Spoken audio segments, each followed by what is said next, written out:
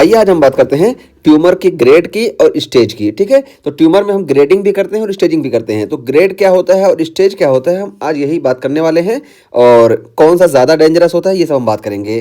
तो देखिए, ट्यूमर में जब हम ग्रेड की बात करते हैं ना, तो ग्रेड क्या होता है, डिग्री ऑफ सेल। पहले हम यहाँ पे एक बार कॉमन बता दें कि देखिए, जैसे मान लो ये कोई हमारा एरिया है। ठीक है, यहाँ पे हम बताएं, देखिए कोई हमारा ये एरिया है, ये एरिया हम मानते हैं और यहाँ पे जो सेल है ना, इनको हम पीपल मानते हैं, यहाँ पे रहने वाले लोग हैं। ठीक है, ये सारे।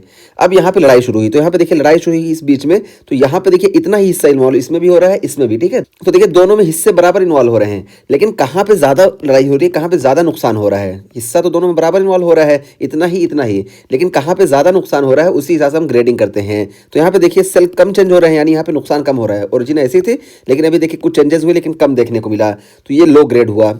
और यहाँ पे देखिए हिस्सा इतना ही इन्वॉल्व हुआ, लेकिन यहाँ पे ज़्यादा लड़ाई हुई और ज़्यादा चेंजेस आ गए, तो यहाँ पे देखिए सेल देखिए ज़्यादा चेंज हो गए, तो इसको हम बोलते हैं हाई ग्रेड। तो ग्रेड हमारा यही होता है कि एक फिक्स एरिया में किसमें हमको ज़्यादा जो है एग्रेसिवनेस है। ठीक है, तो हम देख रहे हैं कि ये कम एग्रेसिव है और ये ज़्यादा एग्रेसिव है। ठीक, एरिया उतना ही है, तो इसी को हम बोलते हैं ग्रेड। तो ग्रेड देखिए, ये लो ग्रेड है और ये हाई ग्रेड है। और यहाँ पे देखिए ग्रेड की हम बात कर चुके हैं, ये देखिए हम यहाँ पे ग्रेड दिखा दिए, ये प्रोस्टेटिक एडिनोकार्सिनोमा, इस तरह हम ग्रेड निकालते हैं। ठीक है, तो यहाँ पे देखिए ये बिल्कुल सेल सही है और यहाँ पे देखिए इतने हिस्से में देखिए ज़्यादा सेल इन्वॉल्व हो गए। ठीक है, तो हमको यहाँ पे ज़्यादा एग्रेसिव देखने को मिले, तो ये हो गया हमारा ग्रेड। और दूसरा जो होता है हमारा ये स्टेज। स्टेज क्या होता है ना, कि ये कितना ज़्यादा आसपास के उसको फैला रहे हैं, यानी कितना ज़्यादा इसमें हिस्से इन्वॉल्व हो रहे हैं, ये स्टेज होता है। जैसे अभी खाली यहाँ है, फिर थोड़ा सा और बढ़ गया और उसके बाद और बढ़ गया, तो ये स्टेज ऐसे होती है कि मतलब यहाँ पे लाई हुई, तो इसका असर किस किस इलाके में जाने देखने को मिल रहा है, यहाँ से यहाँ पे भी देखने को मिल रहा है, यहाँ देखने को मिल रहा है, यहाँ देखने को मिल रहा है, ये होता है हमारा स्टेज। तो अगर कम हिस्सा इन्वॉल्व है तो कम स्टेज होगी, और अगर ज़्यादा हिस्सा इन्वॉल्व हो रहा है तो स्टेज ज़्यादा होगी। तो इस तरह से स्टेज और ग्रेड हम निकालते हैं। तो यही यहाँ पे बताया गया, देखिए हम दिखाते हैं।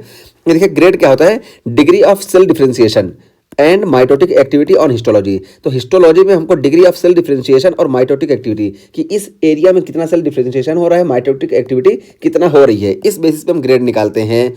और उसका फिर देखिए रेंज फ्रॉम लो ग्रेड, तो लो ग्रेड से लेके हाई ग्रेड तक हमको देखने को मिलते हैं। लो ग्रेड क्या होता है, वेल डिफरेंशिएटेड होते हैं, देखिए अच्छे से ये पता चल रहे हैं। लेकिन हाई ग्रेड जो होते हैं यहाँ पे ज़्यादा एग्रेसिव हो जाते हैं ये, और ये हाई ग्रेड इसको बोलते हैं हम। और ये देखिए और अनडिफरेंशिएटेड या जिसको हम एनाप्लास्टिक बोलते हैं, या अनडिफरेंशिएटेड हो जाएंगे तब भी इसको हम हाई ग्रेड बोलेंगे। तो मीन्स पता चला कि यहाँ पे हमको लो ग्रेड में कम एग्रेसिवनेस देखने को मिलेगी, इसमें हमको ज़्यादा देखने को मिलेगी, एरिया उतना ही इन्वॉल्व होगा, तो इसको हम ग्रेड बोलते हैं। और देखिए higher grade often correlates with higher aggressiveness, तो जितना ज़्यादा हायर ग्रेड होंगे उतना ज़्यादा ये एग्रेसिव होंगे। तो ये तो हम बात कर चुके हैं। ठीक है, क्योंकि यहाँ पे कम चेंजेस आ रहे हैं, तो नॉर्मल चीज़ें जो है वो चलती रहेंगी कुछ ना कुछ, बनिस्बत इसके यहाँ पे ज़्यादा हमको चेंजेस देखने को मिल रहे हैं, इस वजह से यहाँ पे हमको ज़्यादा परेशानी देखने को मिलेगी।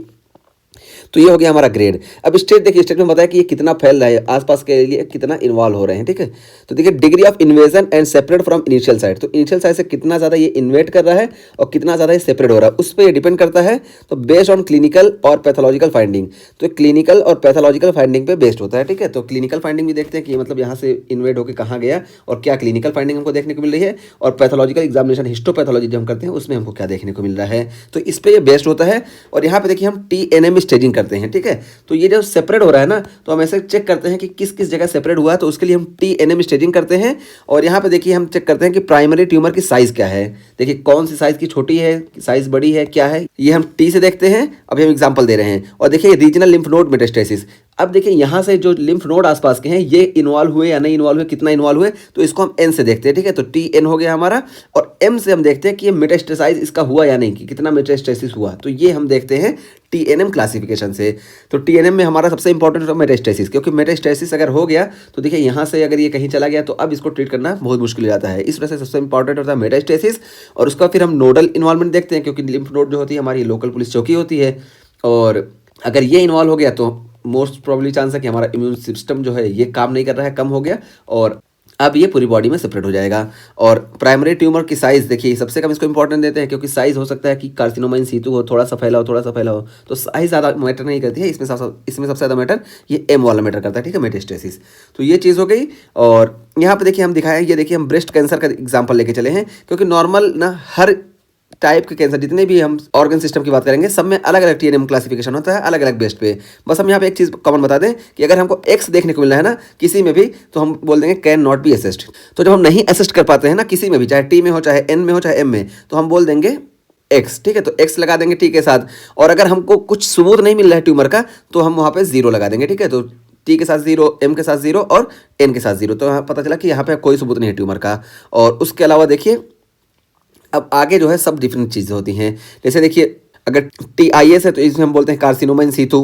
और उसके अलावा देखिए सारी ये स्टेजेस हैं, हम यहाँ पे स्टेज बात करेंगे, लंबी बात हो जाएगी, ये सब ऑर्गन सिस्टम में हम बात करेंगे। लेकिन यहाँ पे लिम्फ नोड में बात करें तो देखिए no lymph node involvement, x करेंगे तो can not be assessed, N1 तो मोबाइल एक्सियल लिम्फ नोड देखिए इस तरह है। ये मेटास्टेसिस की हम बात कर लेते हैं, ये सबसे इंपॉर्टेंट है। तो मेटास्टेसिस में देखिए M0 यानी कोई डिस्टल मेटास्टेसिस नहीं हुई है, एक्स अगर है तो distant metastasis count B assessed, तो यहाँ पे हम असेस नहीं कर पाए। और M1 है तो यानी हमको डिस्टेंट मेटास्टेसिस देखने को मिल गई। तो ये M जो होता है सबसे इंपॉर्टेंट होता है, इसे बता दिए कि अगर हम एसेस कर रहे हैं और हमको मेटास्टेसिस नहीं देखने को मिल रही है तो इसको हम बोल देंगे M0, और हम एसेस ही नहीं कर पा रहे हैं तो इसको हम बोल देंगे MX, और अगर हमको मेटास्टेसिस प्रेजेंट देखने को मिले तो M1 बोल देंगे, ठीक है, ये चीज़ हुई। और यहाँ पे TNM क्लासिफिकेशन में ना टी में ये स्टेज 4 भी इंपॉर्टेंट होती है। तो ये चीज़ हम बता दिए, बस हमारा यहाँ पे बताने का मकसद था कि ग्रेड क्या होता है, स्टेज क्या होता है, बस ये हम बता चाह रहे थे।